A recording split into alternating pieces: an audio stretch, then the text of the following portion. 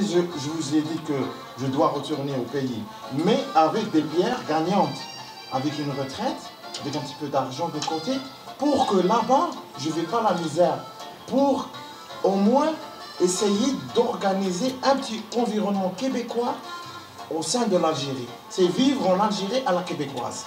Peut-être ça va être une partie dominante gagnante, comme elle peut être perdante.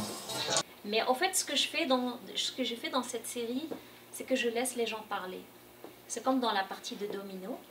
D'ailleurs, j'avais des acteurs excellents, mais il y en avait qui ne savaient pas trop ce qu'ils allaient dire, mais je leur ai dit, voilà, est-ce que vous voulez repartir? Est-ce que vous approchez l'âge de la retraite? Est-ce que vous voulez repartir dans votre pays ou est-ce que vous voulez mourir? Puis là, je les laisse, j'ai mis des caméras et je les laisse parler. Donc j'ai essayé de faire des choses un peu plus naturelles que journalistiques. Mon dernier film était un film très journalistique, où je pose les questions et tout ça. Donc il y a des moments comme ça où je me dis c'est bien de laisser les gens parler, puis c'est juste leur opinion. Canada, il a dit tu représentes, tu es dans la diversité, tu es une femme, tu te bats pour les droits des femmes, tu parles anglais-français, parce que c'était le mois de la francophonie, le mois de mars, même s'il n'y avait rien en français en Inde. Et donc tout ça, et là il m'envoie faire tous les pays scandinaves la semaine prochaine.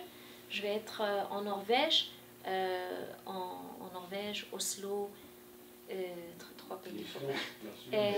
La Suède et Danemark.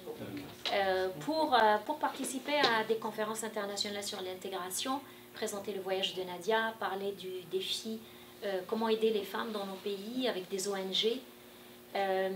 Ça, c'est le Canada anglais qui fait ça. Juste pour ouvrir une parenthèse, parce que je suis au courant, comme on dit, lorsqu'elle a fait le film Le Poste 911, c'est qu'elle l'a fait avec son argent. C'est-à-dire que Al Jazeera paye à la fin. Ouais. Des histoires dégueulasses qui sont arrivées quand je faisais la recherche, j'étais presque en dépression. Parce que c'était tellement grave, tu te dis c'est pas possible qu'aux États-Unis c'est en train d'arriver. Mais en même temps, c'est aussi le pays où c'est vraiment le pays des droits de la personne, parce qu'il y a des organisations des droits de la personne qui se battent très souvent, des juifs de gauche, des avocats des juifs de gauche qui le font gratuitement pour aider les communautés musulmanes. Donc, parce que l'Amérique profonde n'est pas islamophobe,